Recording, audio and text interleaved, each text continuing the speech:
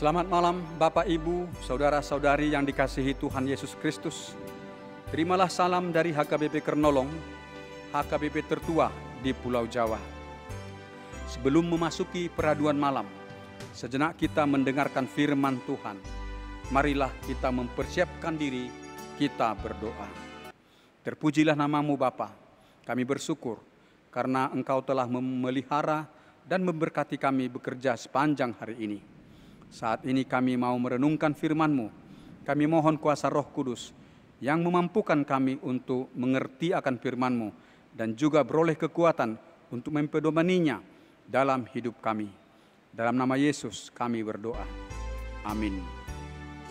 Renungan malam bagi kita sesuai dengan nas bacaan malam dalam Almanak HKBP tertulis dalam surat 1 Tesalonika pasal yang kelima, ayat 12 sampai ayat 22. Sebagai ayat pembimbing renungan, yaitu ayat 15. Demikianlah firman Tuhan. Perhatikanlah, supaya jangan ada orang yang membalas jahat dengan jahat. Tetapi usahakanlah senantiasa yang baik terhadap kamu masing-masing dan terhadap semua orang. Tema renungan kita adalah balaslah kejahatan dengan kebaikan. Sahabat renungan malam Salum. Sejak terbentuknya jemaat Kristus di kota Tesalonika, jemaat itu sering mengalami perilaku kejahatan dari banyak orang di sekitar mereka. Jemaat itu dibenci, dimusuhi, hanya karena mereka beriman kepada Yesus Kristus. Bukan karena jemaat itu melakukan sesuatu perbuatan jahat. Mereka dibenci, mereka dimusuhi, difitnah sebagai penjahat, bahkan menderita aniaya. Ada dari jemaat itu yang diserang, diseret ke hadapan pembesar-pembesar kota untuk diadili atau dihukum. Yang berbuat tindakan kejahatan kepada orang-orang Kristen itu adalah orang-orang Yahudi yang menentang Injil atau kekristenan yang diwartakan Rasul Paulus dan Silas. Orang Yahudi penentang Injil itu sangat iri dan benci terhadap orang Yahudi dan orang Yunani yang menerima Injil, yang mau bergabung beribadah kepada Paulus dan Silas. Lalu orang Yahudi penentang Injil itu menghasut penjahat-penjahat pasaran untuk menyerang, untuk menganiaya jemaat Kristus. Rasul Paulus dan Silas diberangkatkan oleh jemaat dari kota Tesalonika ke Berea untuk menghindari serangan kejahatan orang Yahudi penentang Injil itu. Itu dapat kita baca dalam kitab Kisah Para Rasul, pasal yang ke-17, ayat 1 hingga ayat yang ke-9. Mengingat pengalaman-pengalaman itulah, Paulus memberi nasihat yang penting kepada jemaat Tesalonika. Jangan ada orang yang membalas jahat dengan jahat, tetapi usahakanlah senantiasa yang baik terhadap kamu masing-masing dan terhadap semua orang. Berbuat kebaikan, itulah suruhan dari Tuhan kepada semua jemaatnya. Perbuatan baik itu harus nyata dalam perilaku hidup jemaat, agar dengan perbuatan kebaikan, maka pengaruh kebencian dan pengaruh kejahatan dapat dikalahkan. Dalam Injil Matius 5 ayat yang ke-16, Yesus mengatakan, demikianlah hendaknya terangmu bercahaya di depan orang, supaya mereka melihat perbuatanmu yang baik dan memuliakan Bapamu yang di sorga. Sahabat renungan malam Salum, kita pun dalam pengalaman hidup kita sehari-hari, kadangkala kita mengalami sikap atau tindakan kejahatan dari orang lain yang membenci atau memusuhi kita. meski kita tidak melakukan sesuatu yang jahat kepada mereka. Hal itu mungkin saja karena faktor perbedaan keimanan kita dengan mereka, atau sikap iri hati mereka kepada kita. Mereka membenci, mereka memusuhi, mencaci maki, memfitnah, atau melakukan tindakan kejahatan. Tetapi sikap kebencian mungkin saja kita alami dari sesama kita seiman. Kalau kita mengalami perbuatan jahat, sikap kebencian, permusuhan dari seseorang, hal yang spontan di dalam hati kita timbul adalah kemarahan dan kebencian terhadap mereka. Kemarahan itu membangkitkan keinginan kita untuk membalas dengan berbuat jahat juga kepada mereka. Caci maki ingin kita balas dengan caci maki. Bentakan juga ingin kita balas dengan bentakan. Bahkan ingin kita balas lebih keras lagi. Fitnah ingin kita balas dengan fitnah. Kita dipukul, maka kita pun ingin balas memukul. Dalam perasaan kedagingan kita ada rasa kepuasan bila kita meluapkan kemarahan kita dengan tindakan pembalasan semacam itu.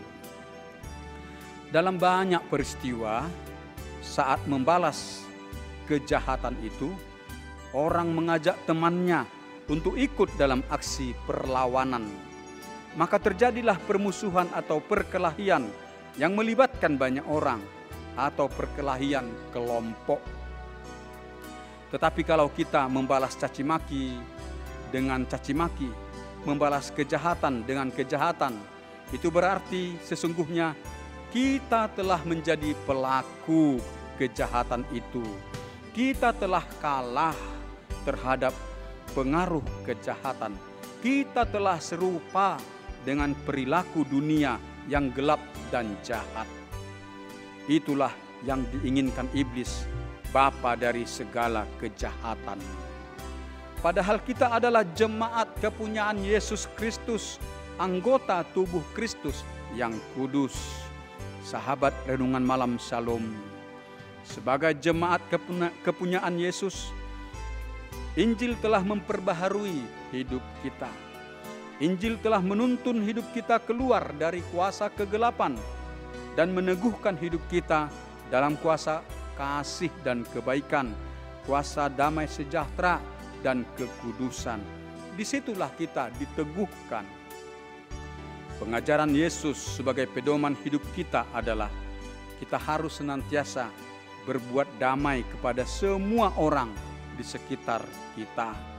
Yesus mengatakan, berbahagialah orang yang membawa damai, karena mereka akan disebut anak-anak Allah. Kita adalah anak-anak Allah karena iman kita kepada Yesus Kristus. Kita adalah pewaris kasih karunia Allah. Sebagai anak-anak Allah, kita harus berbuat kedamaian kepada semua orang, agar orang di sekitar kita mengenal dan merasakan damai sejahtera sorgawi itu. Lalu bagaimana jika ada orang yang berbuat kejahatan, jika ada orang yang berbuat kebencian, permusuhan kepada kita? Apakah yang harus kita lakukan terhadap mereka? Disinilah harus kita nyatakan kuasa pengampunan dan kesabaran.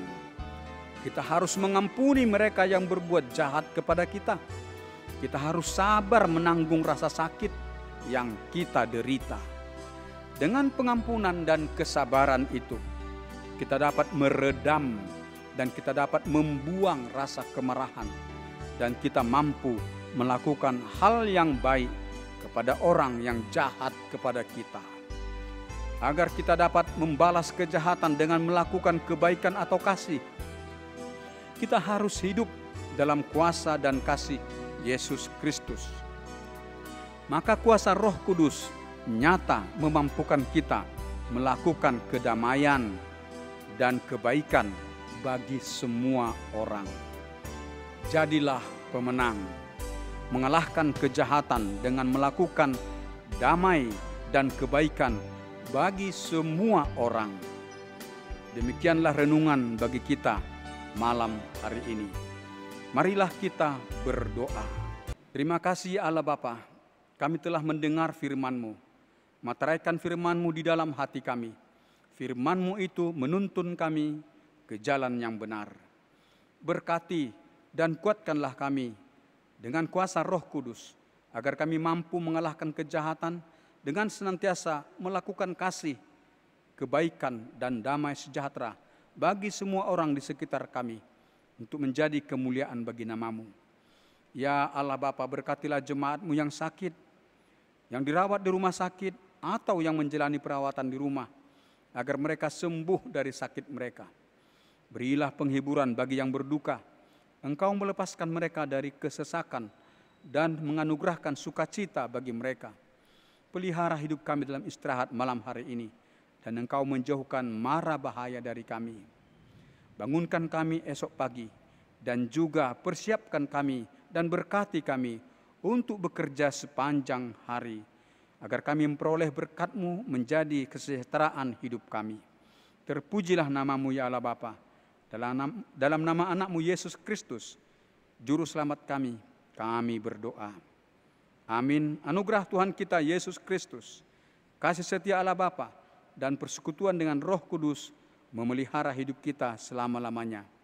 Amin. Anugerah Tuhan kita Yesus Kristus, kasih setia Allah Bapa, dan persekutuan dengan Roh Kudus memelihara hidup kita sampai selama-lamanya. Amin.